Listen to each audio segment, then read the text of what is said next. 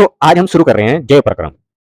ठीक है, तो जय प्रक्रम क्या होता है? सबसे पहले हमें यह पूछा जाता है जय प्रक्रम क्या होता है। जो भी जीव होंगे, सभी जीव,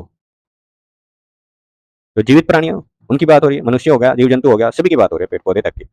वो हम प्रकाश संश्लेषण पढ़ेंगे, पेड़ पौधों को अलग लेकर के, वो भी इसी चैप्टर के अंदर हम कंप्लीट करेंगे।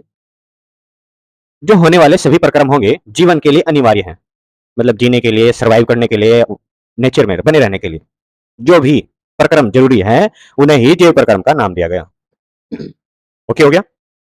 तो जैव प्रक्रम क्या है? जीवन के लिए जो चीजें अनिवार्य हैं, जो प्रक्रम जरूरी है, उन्हें ही जैव प्रक्रम बोला जाता है। पोषण हो गया, जिसको पाचन, खाने खाने से डाइजेस्ट करने तक का प्रोसेस। श्वसन हो गया, सांस लेना, छोड़ना, श्वसन। वहन यानी कि जो आपने खाना खाया उसको शरीर के अंगों तक पहुंचाना। परिसंचरण तंत्र भी बोलते हैं इसको। ब्लड के माध्यम से जो रक्त होता है, रक्त के द्वारा हमारे शरीर के अंगों तक इसको पहुंचाया जाता है, इसलिए इसको परिसंचरण तंत्र भी बोला जाता है। आगे ये भी हम डिटेल में चर्चा करेंगे। फिर उत्सर्जन। उत्सर्जन यानी कि जो हमने वेस्ट चीजें, भाई जो जरूरी चीजें थी खाने से वो हमने एब्जॉर्ब कर ली हमारी बॉडी के अंदर, और बाकी चीजें वेस्टेज जो बाहर होगा, जिसकी आवश्यकता हमारे शरीर को नहीं है ना, वो मल के माध्यम से निष्कासित, यानी कि मल के माध्यम से क्या हो जाता है? उत्सर्जित हो जाता है, निष्कासित कर दिया जाता है। तो ये सारी चीजें हम डिटेल में करने वाले हैं। जय प्रक्रम जैसे कि डायग्राम के माध्यम से आपको बताया, पाचन हो गया, श्वसन हो गया, वहन हो गया और उत्सर्जन होगा।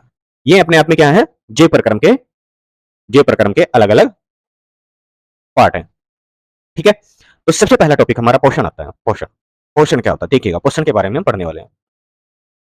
डेफिनेशन क्या है वो तो हमने सिंपल आपको बताया, आप खाना खाते हैं उसको डाइजेस्ट करने तक का प्रोसेस, जो जरूरी चीज है उससे निकालना, वो आपका पाचन है। ठीक है ना, पोषण है या पाचन है। तो होता क्या है देखिएगा, जो हम खाते हैं वो जटिल कार्बनिक पोषक होते हैं।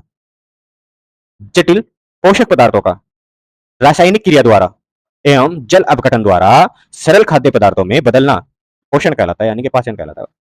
सिंपल सी चीज है। डेफिनेशन नंबर 2 भी लिखा हुआ है, आप फर्स्ट नहीं याद रख सकते तो 2 भी लिखा दो, हम एक से बढ़कर एक डेफिनेशन मिलेगी आपको, आसान मिलेगी, जो सी आपको इजी लगती है वो लिख दीजिएगा, तो काम बन जाएगा, कोई दिक्कत नहीं है। दोनों डेफिनेशन पूरी तरह काम करेंगी, पूरी तरह कारगर होंगे। डेफिनेशन नंबर 2 की बात कर रहे हैं। जटिल कार्बनिक पदार्थ, रासायनिक कार्बनिक, जो हमारी रासायनिक क्रिया होंगी, जटिल कार्बनिक पदार्थ होंगे, उनको रासायनिक क्रिया द्वारा सरल कार्बनिक पदार्थों में अपघटित करना या अपघटन होना ही पाचन कहलाता है। भाई जो हम खाते हैं वो जटिल कार्बनिक पदार्थ होते हैं और उनको रासायनिक क्रिया द्वारा, जैसे एंजाइम हो गए, अलग अलग करके इसको अवशोषित कराएंगे। आगे इसके बारे में हम डिटेल में करेंगे, ठीक है नहीं, धीरे धीरे समझते चलेंगे चीजों को। रासायनिक क्रिया द्वारा सरलतम कार्बनिक पदार्थों में अपघटन होना ही पाचन कहलाता है। सिंपल सी बात है कि नहीं। और ये दो प्रकार का होता है, जो पोषण होता है, पाचन होता है, दो प्रकार का होता है। पहले नंबर के होते हैं स्वपोषी, जो अपना भोजन स्वयं बनाते हैं और स्वयं खाते हैं। बात विषमपोषी, जो अपने भोजन के लिए दूसरों पर आश्रित रहते हैं, उनको विषमपोषी बोला जाता है। ठीक है, नेक्स्ट। फिर पोषण हमने दो बताया आपको। फर्स्ट ऑफ ऑल हमारे पास स्वपोषी आएगा, दूसरा आपके पास विषमपोषी आएगा। स्वपोषी में आपको अभी हमने बताया, पेड़ पौधे जो अपना भोजन स्वयं बनाते हैं वो स्वपोषी आएंगे। आगे हम पढ़ाएंगे इसको, हम डिटेल में पढ़ेंगे कैसे बनाते हैं और किसके माध्यम से, कहाँ ट्रेस में, जाइलम और फ्लोएम, इन सब की डिटेल में चर्चा करेंगे। बस वीडियो में बने रहे और लाइक और सब्सक्राइब कर दे और अपने दोस्तों को भी शेयर कर दे कि सर नवनीत सर जो है ना, बिल्कुल free of cost YouTube channel पर पढ़ा रहे हैं, बिल्कुल सुंदर सुंदर हैंड राइटिंग नोट्स के साथ। जाइए और पढ़िए, अपना साइंस बेहतर करिए। ठीक है, तो भाई स्वपोषी की बात कर रहे हैं। जब आप स्वपोषी शब्द अगर आपको थोड़ा छोटा छोटा दिखाई दे रहा है ना, तो इसका पीडीएफ नोट्स हम डिस्क्रिप्शन में डाल देंगे, आप वहां जाकर के डिटेल में नोट्स बना सकते हैं, अपने डिटेल में पढ़ भी सकते हैं, है कि नहीं। तो नोट्स अपने हाथ से बनाए जाए तो लॉन्ग टाइम के लिए याद रहते हैं, अच्छे, पढ़ने में भी मन लगता है। फिर बाकी आप देख सकते हैं, एक बार अगर आप रीड भी कर लेंगे नोट्स हमारे, तो वो आसानी से आपके दिमाग में फिट हो जाएंगे अच्छी तरीके से, बस पढ़ने हैं, है ना, समझे नहीं। चलिए ईमानदारी के साथ जैसे पढ़ेंगे तो चीजें याद हो ही जाएंगी। तो स्वपोषी शब्द दो शब्दों से मिलकर बना है। स्वयं अपने आप की बात हो रही है, पोषी पोषण की बात हो रही है, तो इसलिए अपने आप में कहलाए स्वपोषी। तो पोषण की वह प्रक्रिया जिसमें एक जीव सूर्य के प्रकाश की उपस्थिति में जल और कार्बन डाइऑक्साइड जैसे सरल अकार्बनिक पदार्थों में अपना भोजन स्वयं तैयार करते हैं, स्वपोषी कहलाते हैं। सिंपल सी बात है, हमने आपको स्टार्टिंग में बताया, वे जीव जो अपना भोजन स्वयं बनाते हैं वे स्वपोषी कहलाते हैं, है कि नहीं। बस इतनी सी बात है। अब विषमपोषी की बात करते हैं। विषमपोषी हमारे पास तीन टाइप के होते हैं, एक मृतजीवी, परजीवी और प्राणी समाजी या पूर्ण जातिविक पोषक। ये हम तीन प्रकार से पढ़ने वाले हैं विषमपोषी। जो मृतजीवी होते हैं, फंगस जीवाणु, जो कहीं भी अगर पैदा हो गए वे उस चीज़ को खाना स्टार्ट कर देते हैं, फंगस जो होता है, जीवाणु जो होता है, ठीक है? मतलब जहाँ रहेंगे वहीं गंद फैला देंगे, उसी को खाएँगे, ठीक है? ये मृतजीवी पोषक होते हैं। परजीवी क्या होते हैं? जो दूसरों पर आश्रित रहते हैं। भाई खाना कोई और बना रहा है, खाएँगे हम, ये परजीवी होते हैं। जैसे जो हो गया, फिता हो गया, कर्मी हो गया, नाइकेन बेल हो गया, जो अमर बेल होती है, पेड़ पे चिढ़ रहती है। खाना तो पेड़-पौधे बना रहे हैं और वो उसके खाने से अपना भोजन तैयार कर लेती है। उससे मतलब उसके भोजन को अवशोषित करेगी और अपना जीवन क्या करेगी? बिताने का कार्य करेगी, बस इतना सा काम होगा। ठीक है? सर्वाइव करेगी वायुमंडल में। नेक्स्ट, प्राणी सम्माजी। जैसे आप पता है, आप भी दूसरे पर आश्रित रहते हैं, ये भी विषमपोषी का ही एक पार्ट है। मनुष्य हो गया, अमीबा हो गया और सभी जीव-जंतु, जितने भी जीव-जंतु हैं, सभी आपके ये प्राणी समाजी में आएँगे, विषमपोषी में आएँगे। ठीक है? अच्छा, विषमपोषी की जब डेफिनेशन आपसे पूछिए तो क्या लिखना देखिएगा? वह तरीका, वह माध्यम यानी कि वह प्रोसेस जिसमें जीव अपना भोजन स्वयं नहीं, मतलब स्वयं नहीं बना सकते, बल्कि जीवित या मृत पौधों या जंतुओं, अन्य कार्बनिक पदार्थों से प्राप्त करते हैं, क्या कहलाएँगे? विषमपोषी कहलाएँगे। एग्ज़ाम्पल आपको बताइए, मनुष्य, गाय, शेर, अमीबा। अमीबा भी दूसरे से भोजन प्राप्त करते हैं। अब इनके बारे में डिटेल में अलग-अलग बताने वाले हैं। विषमपोषी के बारे में हमने 3 प्रकार से पढ़े हैं, तीनों की अलग-अलग डेफिनेशन आपके सामने निकल के आई है। विषमपोषी की जो 3 पार्ट हैं, तीनों की अलग-अलग डेफिनेशन हमने आपके सामने लिखी हुई है। देखिएगा, सबसे पहले नंबर पे हमारे पास आता है मृतजीवी। वह प्रक्रिया जिसमें जीव मृत, सड़े हुए पौधे और जानवरों के कार्बनिक पदार्थों से अपना भोजन प्राप्त करते हैं, वे क्या कहलाते हैं? मृत परजीवी कहलाते हैं। क्या कहलाएँगे? मृतजीवी कहलाएँगे, मृतजीवी। ये क्या अपने आप में मृतजीवी कहलाएँगे। ठीक है? कहीं-कहीं जो सड़े गले पेड़-पौधे होते हैं, वहाँ पर भी कुछ चीज़ें निकल जाती है, जैसे मशरूम, ये वो वाली मशरूम नहीं, वो तो ऐसी बनती है, ये मशरूम। जो आपने देखा सांप की छतरी बोलते हैं, कभी गाँव में इसको बोला जाता है सांप की छतरी, है ना? ये कहीं भी निकल जाती है, जहाँ पानी वगैरह इकट्ठा रहता है या कोई मृत जीवी पड़ा रहता है, पेड़-पौधे सड़े-गले हो जाते हैं, वहाँ पर निकल जाती है। ठीक है कि नहीं? नेक्स्ट, परजीवी की बात कर रहे हैं, परजीवी। परपोषी पोषक पदार्थ, जहाँ पर परजीवी किसी अन्य प्रकार के जीव, पोषी अन्य शरीर के अंदर रहता है, सीधे पोषी शरीर के पोषक पदार्थ हो जाता है। जैसे आपके पास कोई भी जीव जंतु है, वो पेड़ पौधा पर, जैसे कीड़ा लग गया, आपका पेड़ पर कीड़ा लग जाता है, फंगस आ जाता है कि नहीं? और वे पेड़ से ही भोजन प्राप्त कर रहे हैं, उनको बोला जाता है परजीवी। नाम से पता चला परजीवी दूसरों पर आश्रित है, परजीवी। ठीक है? जो पेड़ पर कीड़ा लग गया, है ना? उसको परजीवी का नाम दो। नेक्स्ट हमारे पास प्राणी संभोजी। क्या है? प्राणी संभोजी। अच्छा, पोषक की वह विधि, जीव ऊर्जा प्रकृति पादप प्राणी स्रोत आदि से अंतर्ग्रहण करके पाचन द्वारा करता है। भाई पाचन क्रिया जिसके अंदर होगी वो प्राणी संभोजी कहलाएगा। जैसे मनुष्य पाचन क्रिया के माध्यम से करेगा, पर भोजन दूसरों से ही प्राप्त करता है। दूसरे मतलब स्वपोषी से, है कि नहीं? चलिए, अब आपने विषमपोषी पढ़ लिया, परपोषी पढ़ लिया। अब इसके बाद सबसे पहले हम भोजन की चर्चा करते हैं। भोजन भोजन की बात कर रहे हैं, सबसे पहले हम किसका भोजन कराने वाले हैं? प्रकाश संश्लेषण। पेड़ पौधे कैसे वो अपना भोजन बनाते हैं और उसका प्रोसेस क्या है, कंप्लीट डिटेल में हम अब करने वाले हैं। ठीक है? प्रकाश संश्लेषण क्या होता है, इसको पढ़ने वाले हैं। जैसे कि आप बच्चे अच्छी तरह जानते हैं, प्रकाश संश्लेषण क्या होता है? पेड़ पौधों क्या करते हैं? सूर्य की किरणों के द्वारा अपना भोजन बनाते हैं, वही प्रकाश संश्लेषण होता है, वही हम अब करने वाले हैं। यहाँ आपके सामने डेफिनेशन भी लिखी हुई है, देखिएगा। हरे पौधे सूर्य प्रकाश की ऊर्जा का उपयोग करके कार्बन डाइऑक्साइड और जल से भोजन बनाते हैं, प्रकाश संश्लेषण कहलाता है। बहुत ही ईजी थ्योरी है, बिल्कुल। हमने ये नहीं कि थ्योरी का मतलब आप डिटेल में काफी सारा पढ़े, बस जो चीजें याद हो जाए यही पढ़ लिया जाए तो बेहतर है। ठीक है? नेक्स्ट, अब हम प्रकाश संश्लेषण आपको बताया, प्रकाश संश्लेषण क्यों आवश्यक है इसके बारे में जानते हैं, फिर प्रकाश संश्लेषण कैसे होता है उसके बारे में जानेंगे, फिर प्रकाश संश्लेषण की समीकरण क्या निकल कर आती है, क्या क्या माध्यम है उसके बारे में हम डिटेल में आगे करने वाले हैं, वन बाय वन। बस वीडियो में बने रहे, वीडियो को बिना स्किप के यहाँ पर देखना है आपको, और ताकि चीजें आपकी क्लियर हो जाए और जो भी डाउट है वो नहीं बनेगा। बस वीडियो को बिना स्किप किए ध्यान से देखना है, ठीक है? सारी बातें क्लियर हो जाएंगी आप यहीं पर इसी वीडियो के अंदर। तो हम प्रकाश संश्लेषण की बात कर रहे थे, प्रकाश संश्लेषण क्यों आवश्यक है, मतलब उसकी आवश्यक रिक्वायरमेंट तत्व क्या है, क्या क्या जरूरी चीजें चाहिए, है ना, ताकि हम प्रकाश संश्लेषण कर सकें। भाई पहले तो हमें पता ही है, सूर्य का प्रकाश चाहिए, चाहिए सनलाइट नहीं होगी तो प्रकाश संश्लेषण नहीं होगा। ठीक है? दूसरा, क्लोरोफिल चाहिए। हरे पेड़ पौधे क्लोरोफिल के द्वारा प्रकाश संश्लेषण करने। कार्बन डाइऑक्साइड चाहिए, कार्बन डाइऑक्साइड नहीं होगी तो ये पेड़ पौधे कहां से प्रकाश संश्लेषण करेंगे? जल, जल की आवश्यकता होगी, और उपयुक्त तापमान हो। ये नहीं कि आप फ्रिज में धर के इसको करा रहे हैं, है ना, या आप कह रहे हैं कि आपका कोई दहकता कमरा है उसके अंदर हमने प्रकाश संश्लेषण करा दिया। उसका अपना आप में एक प्रोसेस होता है। ठीक है, तो देखिए आगे हम करते हैं इसके बारे में डिटेल में। ये कोई पेड़ पौधा है, यानी कि जो आपके सामने होते हैं छोटे छोटे पेड़ पौधे, तो नीचे से क्या प्राप्त कर रहे हैं, जल प्राप्त कर रहे हैं। देखो नीचे से ये मार्क भी क्या हुआ आपका, नीचे से क्या प्राप्त कर रहा है, ये जल प्राप्त कर रहा है जड़ों के माध्यम से। तो जड़ों के माध्यम से यहाँ जल का अवशोषण किया जा रहा है। ठीक है, और वायुमंडल से क्या लिया जा रहा है, कार्बन डाइऑक्साइड, वायुमंडल से कार्बन डाइऑक्साइड लिया जा रहा है। और सूर्य की किरणें पड़ रही हैं आपकी कहां पर, पत्तियों पर, सूर्य की किरणें पत्तियों पर डाली जा रही हैं, आ रही है। ठीक है, ये सूर्य का प्रकाश आया। फिर इसने क्या किया, अपने आप में एक इंटरनल प्रोसेस होता है, वो आगे हम पढ़ने वाले हैं। सबसे पहले हमने आपको बताया जल नीचे से जड़ों के माध्यम से अवशोषण होगा, और कार्बन डाइऑक्साइड वायुमंडल से अवशोषित की जाएगी, और सूर्य की किरणें पड़ेंगी, जिससे क्या होगा, ये अपने आप में अपना भोजन बनाएंगे, भोजन क्या यानी कि ग्लूकोज बनाएंगे, और ये आपका यानी कि जो एक्स्ट्रा उप उत्पाद बोला जाता है, ऑक्सीजन का निर्माण करेंगे। मेन काम क्या था इनका, जो मुख्य कार्य था भोजन बनाना था, बस साथ साथ इन्होंने क्या किया, पेड़ पौधों ने ऑक्सीजन का भी निर्माण कर दिया।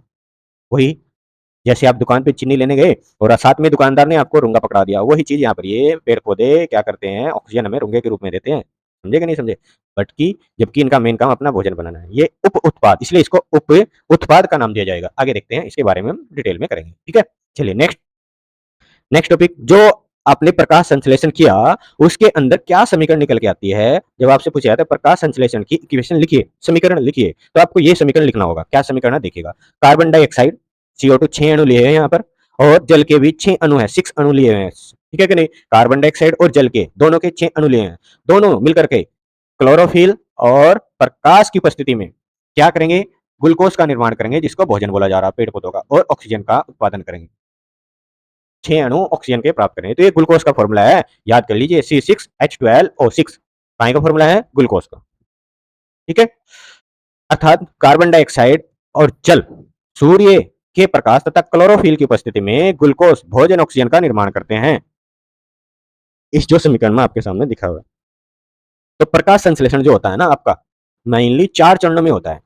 तो 4 चरण कौन कौन से हैं, पहला चरण, सूर्य का प्रकाश पत्तियों पर उपस्थित क्लोरोफिल द्वारा अवशोषित किया जाएगा। भाई पत्तियों पर जो क्लोरोफिल होगा उनके द्वारा क्या होगा, अवशोषित किया जाएगा, जैसे पिछले डायग्राम में हमने आपको दिखाया भी है। सूर्य का प्रकाश है, क्लोरोफिल के द्वारा अवशोषित किया जाएगा। ठीक है, ये सूर्य का प्रकाश आ रहा, और पत्तियों पर जो उपस्थित होता है क्लोरोफिल, उसके द्वारा अवशोषित किया जाएगा। ठीक है, ये पहला स्टेप था। दूसरा है हमारे पास, यह ऊर्जा कार्बन डाइऑक्साइड और जल को तोड़ती है। जो कार्बन डाइऑक्साइड और अपने जल अवशोषण किया ना पेड़ पौधे ने, नीचे से हमने बताया था, नीचे से आपका भाई नीचे से जड़े जल का अवशोषण कर रही है, और वायुमंडल से कार्बन डाइऑक्साइड, तो इनको आपस में क्या करेगा, अपघटन किया जाएगा सूर्य की किरणों, सूर्य के ऊर्जा के द्वारा, जो सूर्य की ऊर्जा क्लोरोफिल ने सोखी है, अवशोषित की है, उनके द्वारा इनका अपघटन किया जाएगा, तोड़ा जाएगा।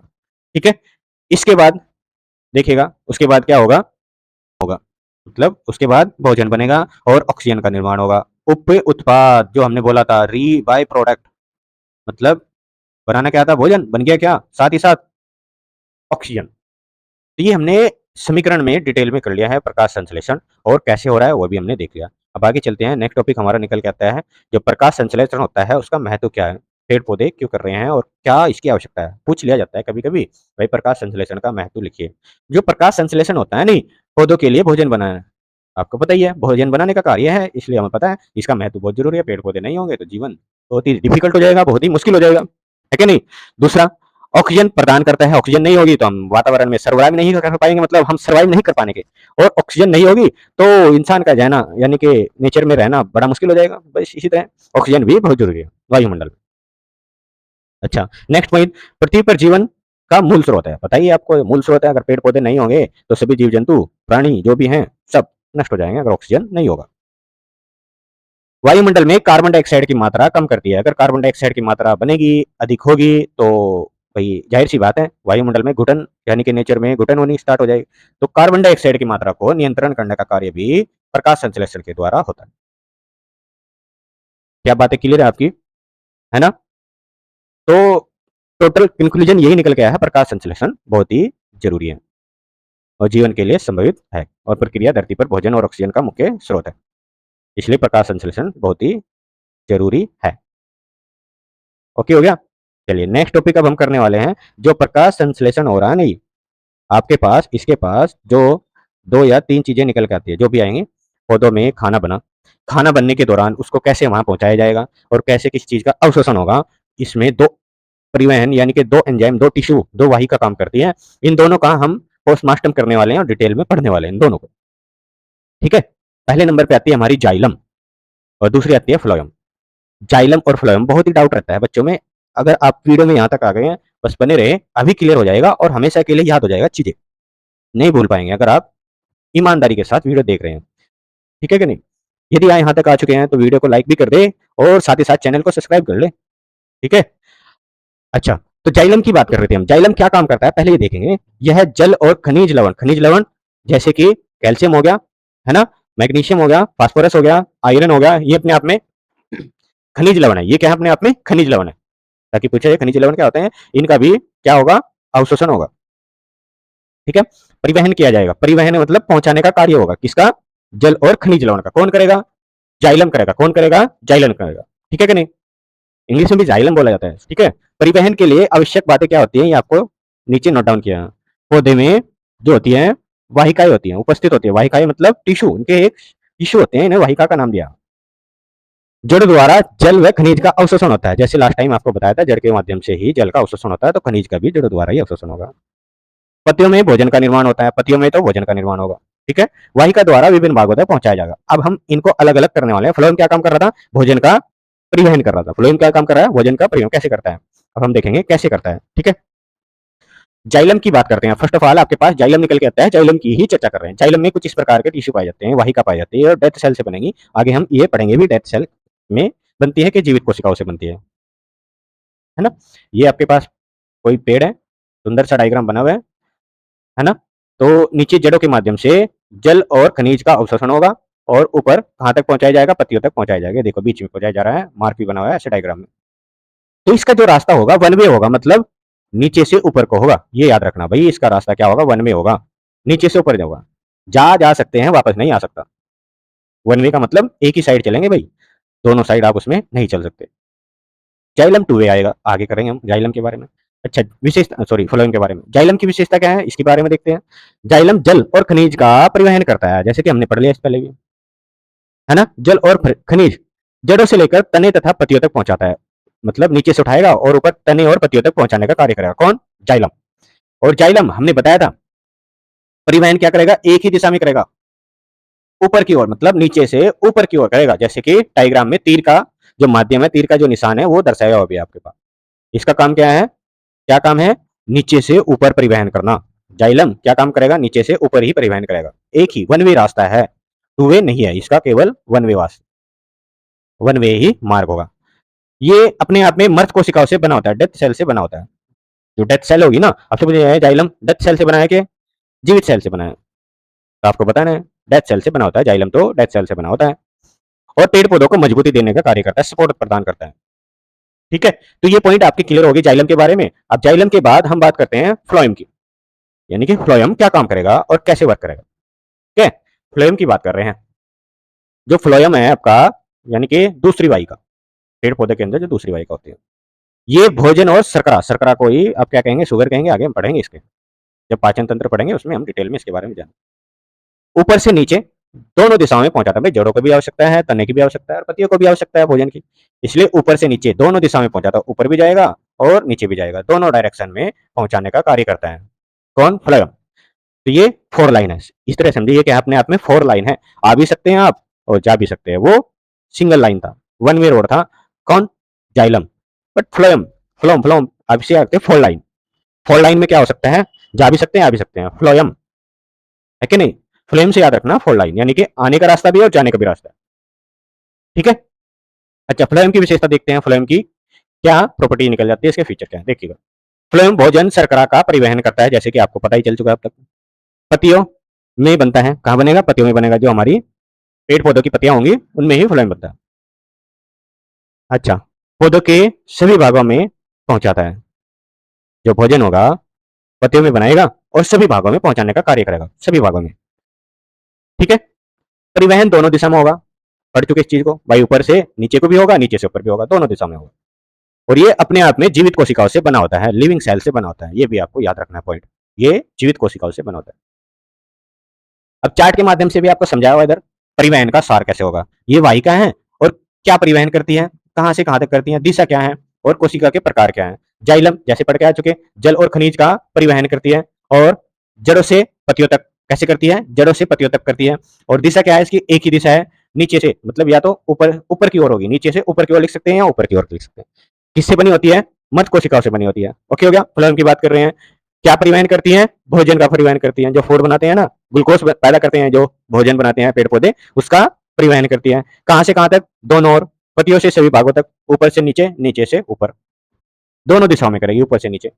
और किससे बनी होती है, जीवित कोशिकाओं से बनी होती है। ये आपने पढ़ लिया डिटेल में। तो यहां तक बातें क्लियर है, प्रकाश संश्लेषण क्लियर हो चुका आपका। अब हम पढ़ने वाले हैं मानव कैसे पाचन करता है।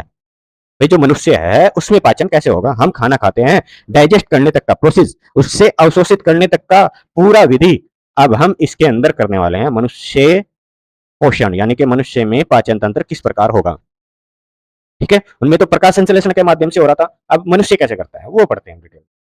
ओके, तो टॉपिक क्या हमारा, नेक्स्ट टॉपिक, मनुष्य में पोषण। क्या पढ़ेंगे, मनुष्य में पोषण। तो ये अपने आप में 5 स्टेप में होता है। मनुष्य में जो पोषण होता है तो 5 प्रक्रम 5 स्टेप में होगा। पहले अंतर्ग्रहण, आप खाना मुंह के अंदर डालेंगे और फिर उसका पाचन होगा, उसके डाइजेशन होगा, यानी कि उसको तोड़ा जाएगा। तोड़ा जाएगा मतलब पोषण की हमने परिभाषा पढ़ी, जटिल कार्बनिक पदार्थों को रासायनिक क्रिया द्वारा सरल कार्बनिक पदार्थों में तोड़ा जाएगा, वो पाचन होगा। तो पाचन किया जाएगा, सरल कार्बनिक पदार्थों में तोड़ा जाएगा। नेक्स्ट, जब उससे तोड़ लिया फिर उससे अवशोषण होगा। किस चीज का अवशोषण होगा, हम वो आगे पढ़ेंगे, समझे, वो आगे में पढ़ेंगे। कार्बन डाइऑक्साइड, वसा, प्रोटीन, विटामिन, खनिज, लवण, सबको डिटेल में पढ़ेंगे, है ना। किसकी ज्यादा आवश्यकता है, किसकी कम आवश्यकता है, किसके बिना काम चल रहा है, किसके बिना काम नहीं चल रहा है, वो हम डिटेल में आगे करेंगे, ठीक है। मनुष्य अवशोषण करेगा, पाचन का क्या होगा, अवशोषण होगा। फिर इसको अवशोषित जब कर लिया तो उसको स्थानांतरित किया जाएगा, स्वांगीकरण किया जाएगा, यानी कि कोशिकाओं के द्वारा अलग अलग भागों तक पहुंचाया जाएगा। अब जो चीज आवश्यक नहीं है, जरूरी नहीं है शरीर के लिए, उसको निष्कासित किया जाएगा, उत्सर्जित किया जाएगा, जिसे कहा जाता है बहिक्षेपण। तो ये 5 स्टेप में हम करने वाले हैं। ओके हो गया। अब जब हम भोजन की बात करें तो भोजन के अंदर हमें क्या क्या चाहिए, कौन चीज क्या प्रदान करता है, वो देखते हैं। पहले नंबर पे आपको चाहिए कार्बोहाइड्रेट और वसा, जो अपने आप में ऊर्जा देने का कार्य करती है। क्या करती है, ऊर्जा प्रदान करने का कार्य करते हैं। ये पोषक पदार्थ हैं, क्या है, अपने आप में पोषक पदार्थ। फिर आता है दूसरे नंबर पे प्रोटीन, जो शरीर का निर्माण करता है, शरीर की वृद्धि करता है। जैसे प्रोटीन जिम वाले बच्चे खाते हैं, जिम वाले लोग खाते हैं ना, और मसल्स बढ़ाते हैं, ठीक है, शरीर की वृद्धि करते हैं, वो काम प्रोटीन का होता है ना। उपापचय क्रिया, मेटाबॉलिज्म प्रोसेस जो नियंत्रण होगा, वो विटामिन, जल और खनिज पदार्थ द्वारा होगा। विटामिन जो हमारे शरीर को प्रतिरक्षी बनाएंगे, क्या बनाएंगे, प्रतिरक्षी, इम्यूनिटी सिस्टम बढ़ाएंगे। मतलब आप बीमारियों से रक्षा होगी, कोई बाहरी वातावरण में आपका कोई भी वायरस विषाणु आता है, उन्हें नष्ट करने का कार्य ये लोग करेंगे आपके, यानी कि सुरक्षा प्रदान करने का कार्य करते हैं। चाहिए कम मात्रा में, छोटी मात्रा में, फिर भी सुरक्षा प्रदान करने का कार्य करते हैं, यही आपके प्रतिरक्षी बनाते हैं शरीर को। कौन, विटामिन। कौन बनाएंगे, विटामिन,